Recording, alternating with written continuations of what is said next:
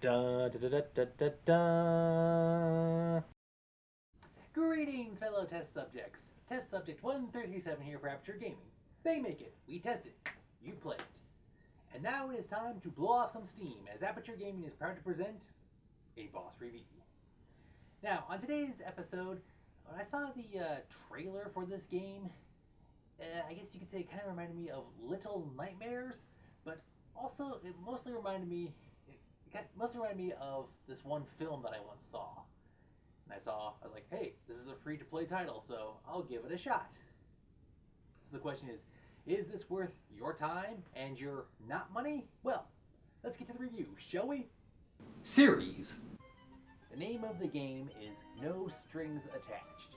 And as far as I can tell, it is not a sequel, prequel, or in-between quel. Team.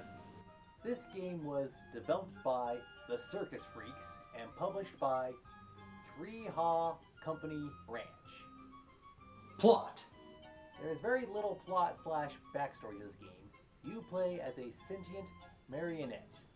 Now I can't tell if it's because of something good or something bad. Might be a little of the latter based on how the game goes out, but yeah. You play as a puppet and you are trying to escape from the circus or the carnival from the puppet master who created you. Because apparently there be some very dark and or shady things going on here.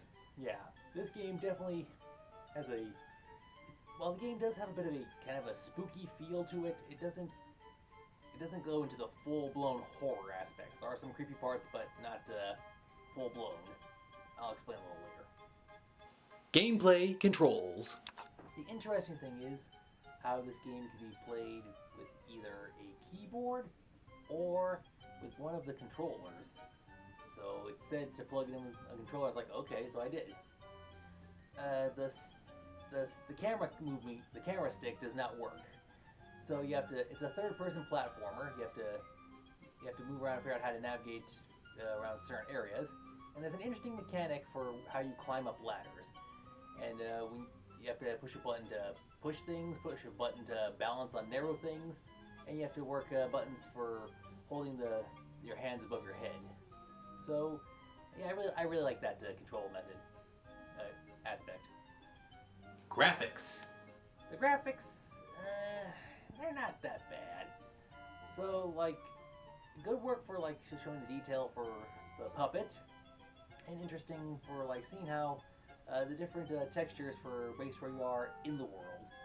Like most of it is wood, and you have different grains and different patterns, but not too much else. There's some metal parts here and there, and they do show.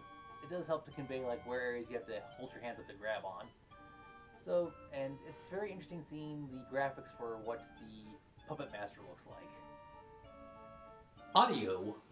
Aside from a little bit of music at the intro start and the outro end, there is no music in this game.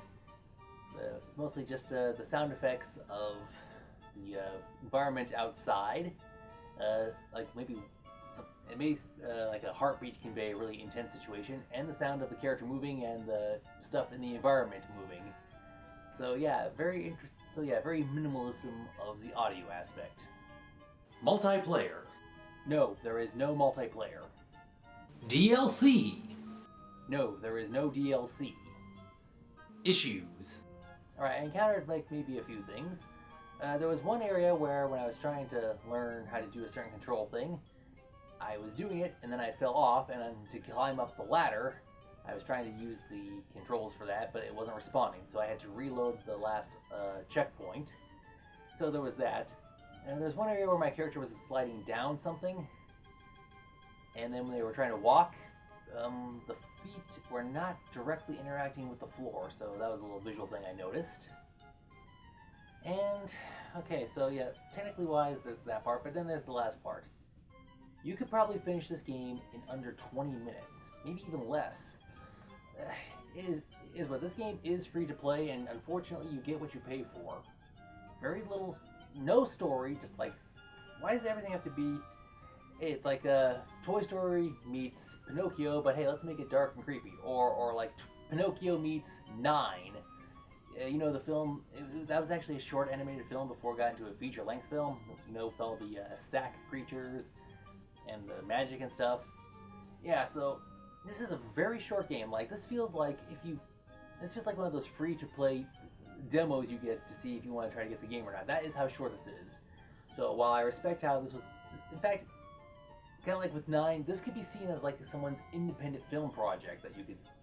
I will give credit to the people that worked on this. I mean, this obviously took time and effort and energy, and I respect that. But I also appreciate the fact that they made this free because there's no way that this title should be worth money because it is just way too short. And like there are some areas where darkness, where the lack of light is a factor. You're like, okay, how do I maneuver around?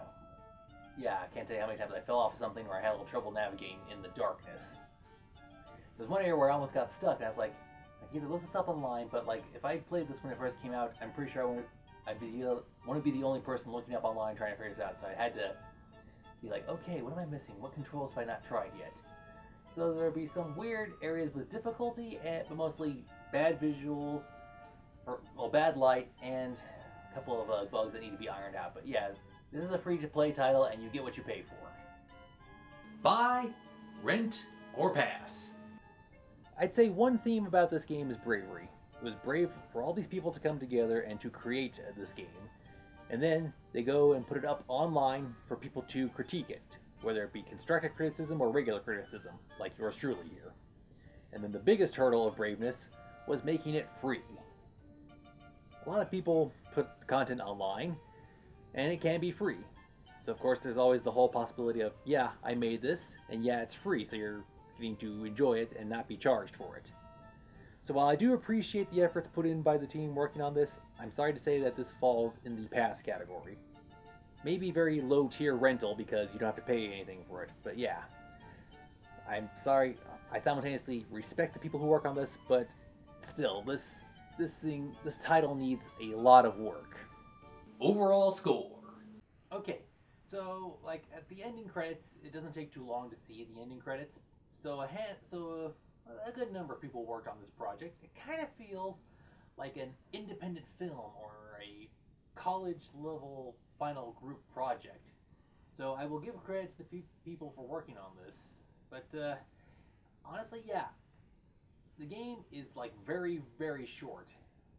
And the expression is you do get what you pay for. It definitely applies here. Yeah, because like if the game went longer, I would have appreciated that. If they actually charged us for this, it's almost like that one Steam Engine Simulator I previously reviewed at one point. But yeah, I mean, the game, I'm sorry to say that this game, we here at Aperture Gaming give no strings attached a solid 6 out of 10. Yeah, well, I mean, it looks like they've done other projects, both the dev team and the production team. So it'll be interesting to see, like, are any of these other projects yay, nay, indifferent? Who knows? There's one title I'm looking at, one other titles I'm looking at that I may have to take a peek at later, but for right now, yeah. This title, I'd say definitely avoid. It's in the 6 range. It's almost, if it got any lower, it'd just be, well, yeah, well, okay, so that's all the time we have for this episode. Until next time, this has been Test Subject 1337 for Aperture Gaming. I'm glad we got a chance to blow off some steam. Until next time, thank you for watching, game on, and